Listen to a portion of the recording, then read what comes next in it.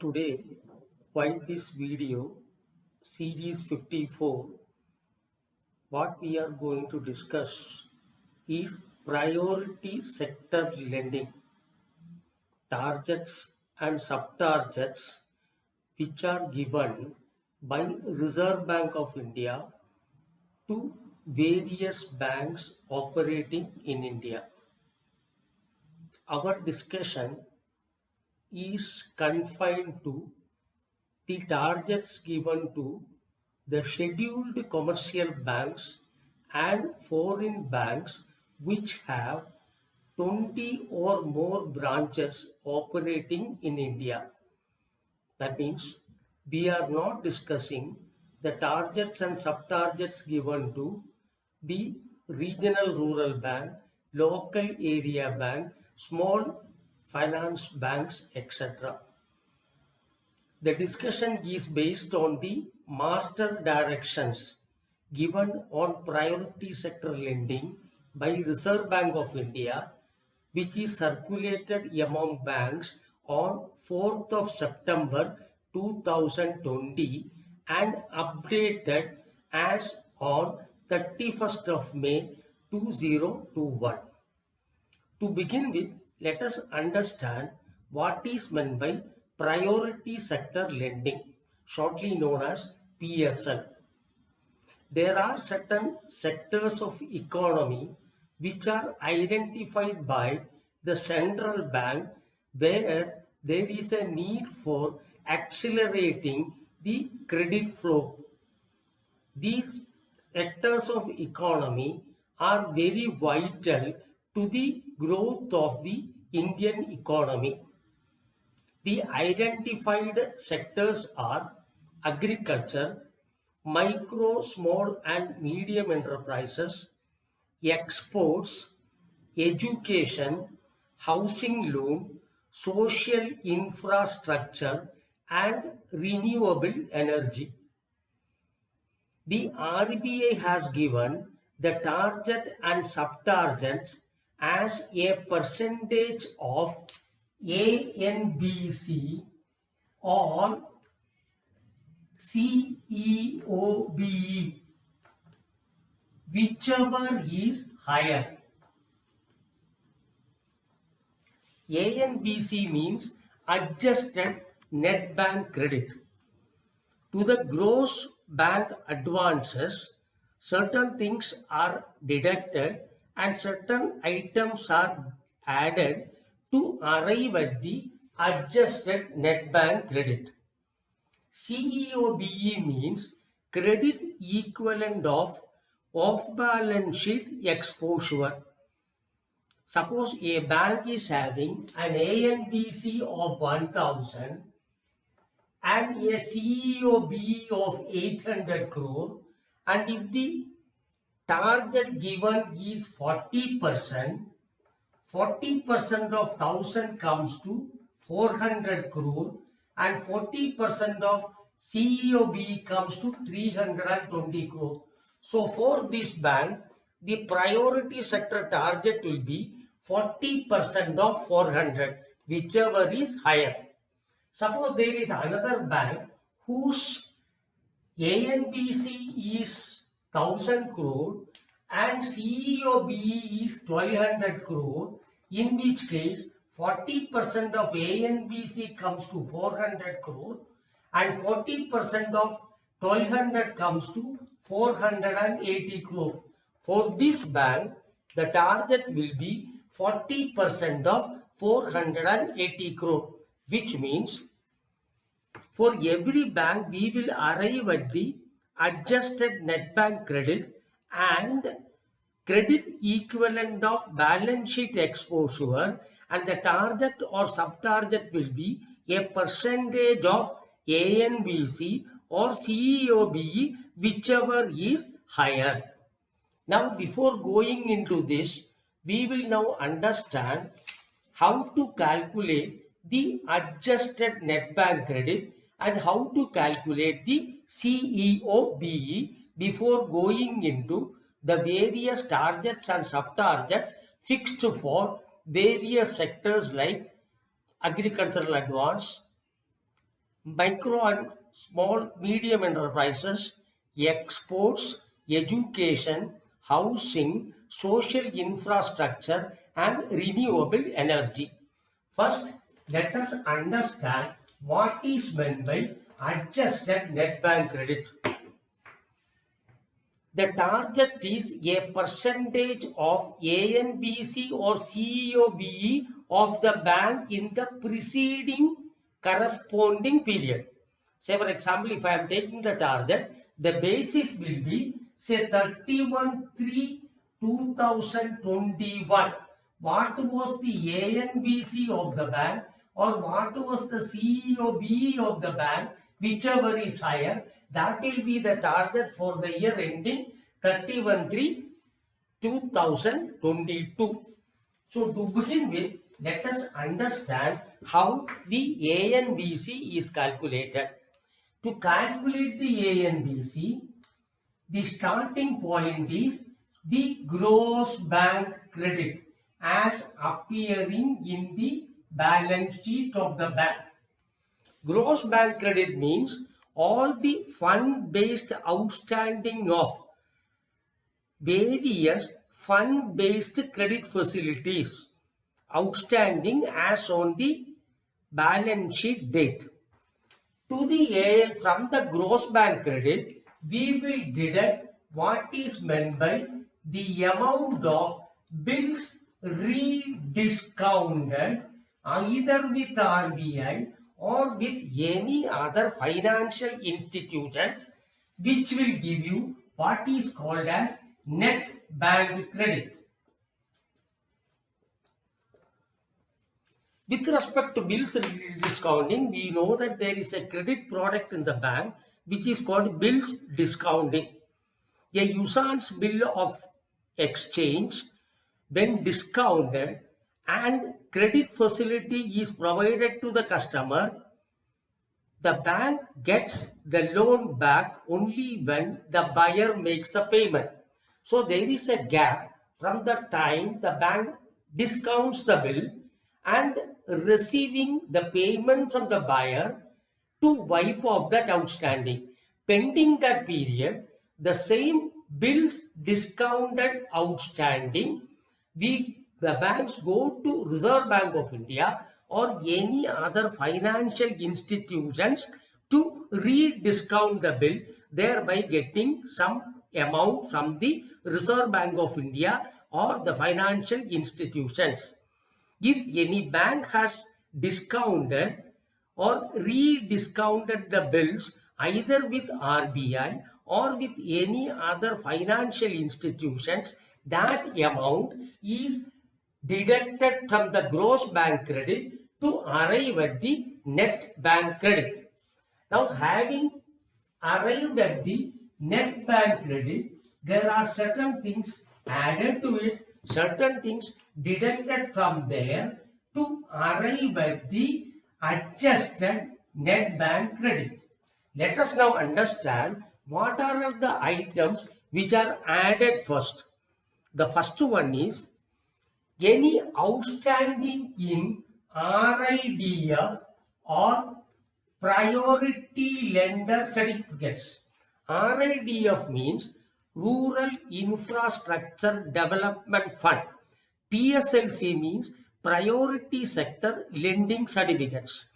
How it happens, let us understand that. Suppose a bank during the last year failed to achieve the target given for priority sector. As per the RBI, any shortfall in achieving the priority sector lending, that amount has to be parked either with NABARD or with SIDBI or with Housing Finance Company or with Mudra Limited as directed by RBI. So any outstanding in that amount is utilized by these organizations for Rural Infrastructure Development Fund. This is attracting a rate of interest much less, that is decided by the RBI. So as a penalty for not achieving the priority sector, the RBI will direct the bank to park that fund with either NABARD or with SIDBI or with the Housing Finance Company or with Mudra Limited for a specific period with a rate of interest which is much less than the deposit rate of the bank. So any outstanding in RIDF has to be added to the net bank credit. Similarly, priority sector lending certificate means there are banks which have achieved the target much above the required achievement. So these banks issue what is called as a priority sector lending certificates, which another bank which have not achieved the target can purchase this priority sector lending certificate at a premium. So any bank which have already subscribed to the priority lender lending certificate, the outstanding has to be added to the net bank credit. The priority sector lending certificates are auctioned in the e-Kuber platform of RBI. So the banks which have achieved the target much beyond the given target can issue such certificates which are traded by those banks which have not achieved the target. So from the net bank credit, we will add the RIDF outstanding, that is on account of the shortfall in achieving the priority sector, and the fund which is parked with the institutions, plus any priority sector lending certificates which are outstanding has to be added to the net bank credit. The second one is there are certain investments which are eligible for qualification as a priority sector. Say for example, securitized assets. Some of the banks do securitization of, say, housing loan, personal loan, car loan, etc. So these securitized assets, the amount outstanding has to be added to the net bank credit. That is the outstanding in the securitized assets. The next item to be added is, as you are aware, the banking is accepting deposit for the purpose of lending and investment. Some banks makes investment in bonds and debentures. The bonds and debentures investments can be divided into two. One for the purpose of SLR requirement, another one for the purpose of non-SLR. So any investment in the bonds and debentures which are made in non-SLR category, but at the same time they should be in the HTM category. I will explain what is meant by HTM category. Any investments made can be divided into three classes. One, available for sale. Second is held to maturity. Second one is held for trading. In case of available for sale, the investments which are made are marked to market on a monthly basis. Whereas those investments which are made held for trading, they are marked to market on a quarterly basis. These two cannot be added to the net bank credit. So any investment which the bank has made in bonds and debentures which are in non-SLR category but are held to maturity, that is the intention of the bank is to keep that investment till it matures. Such investments has to be added to the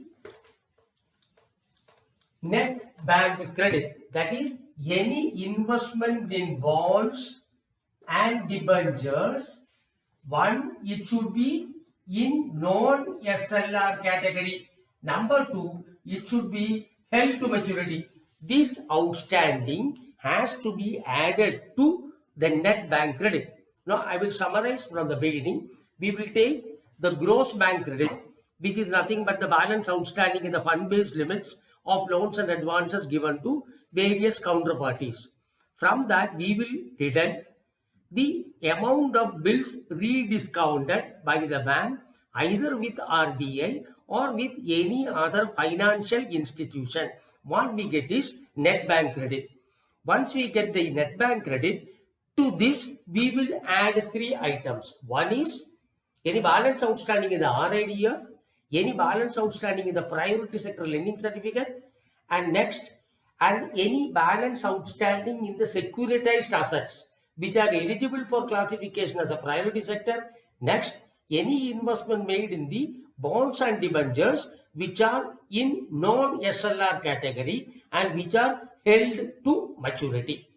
Now we have added all the three things. Now we will deduct certain items from the net bank credit. The items to be deducted are: one, the long-term bonds where the banks have made investments, the long-term bonds for the purpose of one, infrastructure lending. Second one is affordable housing finance. This is to be deducted. The banks make investment in the long-term bonds for the purpose of sourcing the fund to do infrastructure lending and also for giving loans under affordable housing finance scheme. Normally the period of the bond is 7 years. If the bank has made any investment in the long-term bonds for the purpose of these two things, has to be deducted.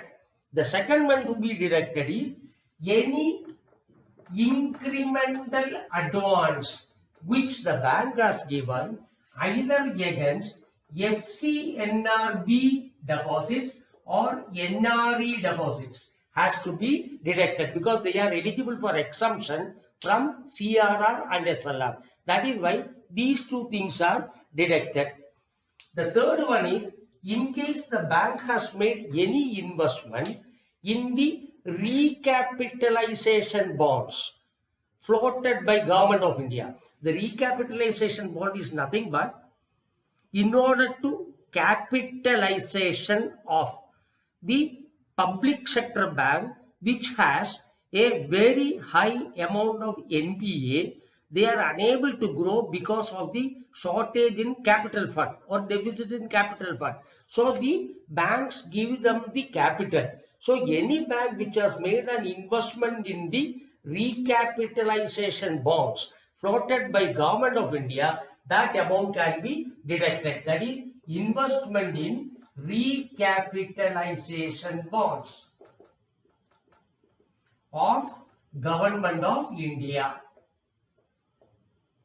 The last item to be deducted is the RBI has come out with a scheme during the COVID pandemic which is known as TLTRO, that is targeted long-term repo rated operations. That is in order to ease the liquidity of the NBFCs and also the micro, small and medium enterprises, the RBI has come out with a bond scheme called TLTRO. It is targeted long-term repo rated operations. If any bank has invested in any bonds floated by any NBFC or any companies under MSME sector, that amount can be deducted. Even some banks are permitted to avail credit facility from RBI based on the repo rate. This in turn will enable the bank to lend more. So any 1, 2, 3, 4, these 4 items can be deducted from the net bank credit. Ultimately, what you get is known as adjusted net bank credit. So to repeat, the gross bank credit is taken. Gross bank credit consists only of the balance outstanding in the fund-based limit. The non-fund-based limits are not taken for the purpose of priority sector target. From that, the amount of bills rediscounted will be deducted. Then we will be adding the balance in the RIDF, the balance in the PSLC, and then we will add the balance outstanding in the securitized assets, and we will also add the bonds and debentures which are in non-SLR category, which are held to maturity. Then we will deduct certain things. One is the investment in the long-term bonds, specifically drawn for the purpose of infrastructure lending and affordable housing finance, and also for any incremental advance given against an FCNRB deposits and NRE deposits, and any investment made by the bank in the recapitalization bonds, and any investments made or any loan availed under the targeted long-term repo-based operations. Ultimately, what you get is the adjusted net bank credit. So the target or the sub-target fixed is a percentage of this or a percentage of CEOB, whichever is higher. Now we will understand what is meant by CEOB.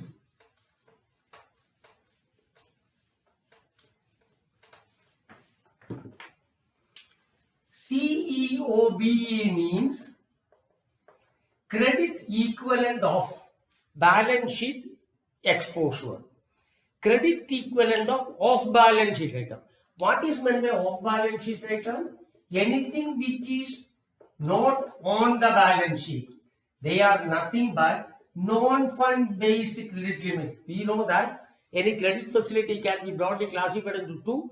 One is a fund-based limit, the other one is a non-fund-based limit. In the fund-based limit, there is an outflow of funds from the banking system. Say, for example, a cash credit, a housing loan, an overdraft facility, or a term loan. They all qualify for fund-based limit. But there are certain things where the bank, on behalf of a customer, gives an assurance to a third party, where there is no outflow of fund immediately.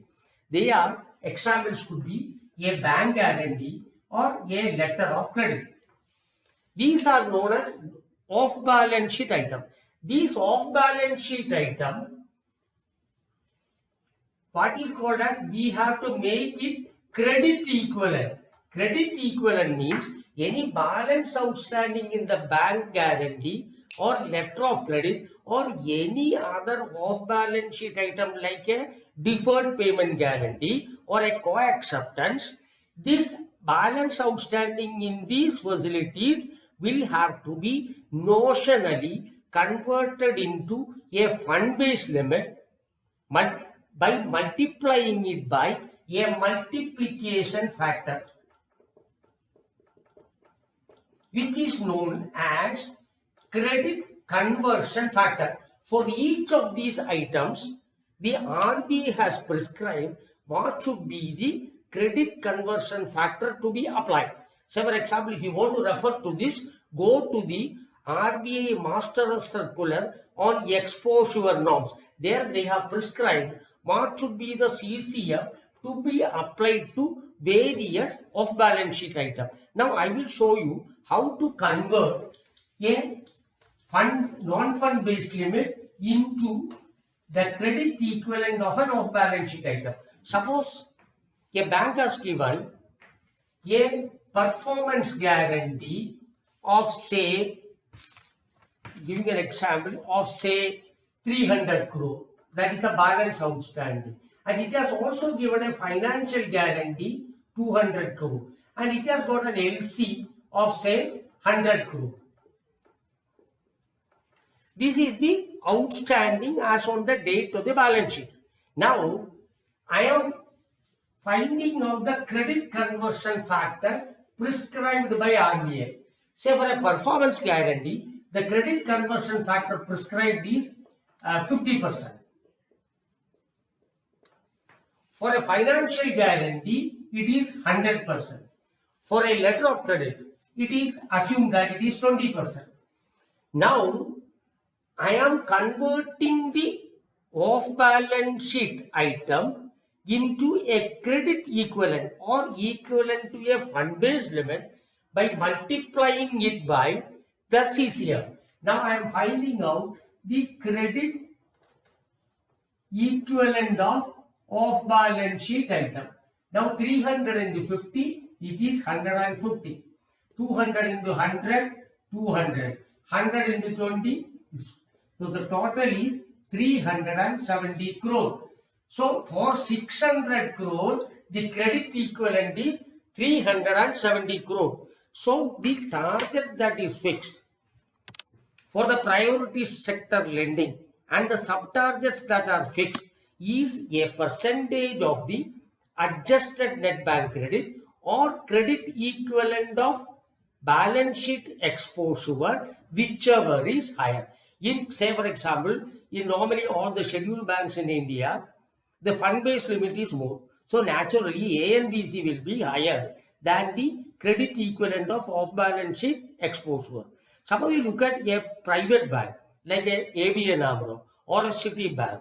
Normally, their off-balance sheet item, they give more non-fund based limit than the fund based limit. So such banks, the A and BC will be less and the CEOBE will be higher. So for them, the target will be a percentage of the CEOBE. Whereas in the case of a scheduled bank, in general, the A and BC will be higher. So the target that is fixed is a percentage of the A and BC.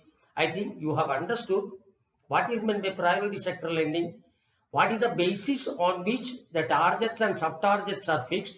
You have also understood which are all the sectors which are identified as priority sector for which the RBI has given the targets and sub-targets, and we have understood also the priority sector lending to various sectors is a percentage of A and BC or CEOBE, whichever is higher.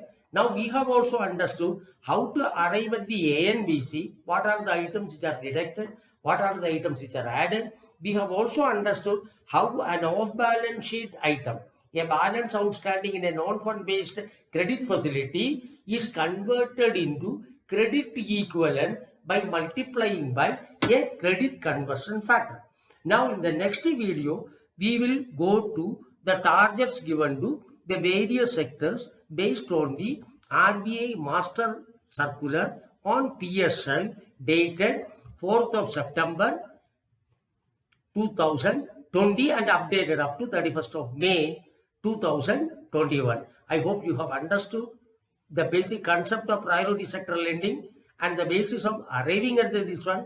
You have also understood which are all the sectors which qualify for classification as a priority sector lending. In the next video, we will continue with the each item. Say for example, agriculture, what is the target given? MSME, what is the target given? Export, how much is the target given? Then we will also understand certain things like what is meant by weaker section, what is meant by a marginal farmer, what is meant by a small farmer, etc. In case you have understood it, subscribe to this channel, press the like button. Thank you very much.